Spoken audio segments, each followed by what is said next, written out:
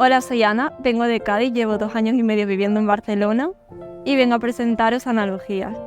Mi especialidad como creativa es el diseño de moda, pero siempre trato de realizar ilustraciones o incluso escritos literarios para completar el proceso creativo. Es por ello que he decidido darle un nuevo espacio y os presento en este proyecto Analogías. Como referencia tenemos a Malevich, un pintor de vanguardia que en su obra Cuadrado negro sobre fondo blanco trató de reducir el arte a su mínima expresión.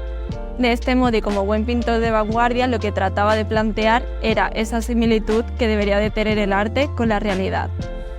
Y en nuestro caso, lo que utilizaremos es el cuerpo humano y figuras abstractas para crear esa similitud que planteamos en cada analogía.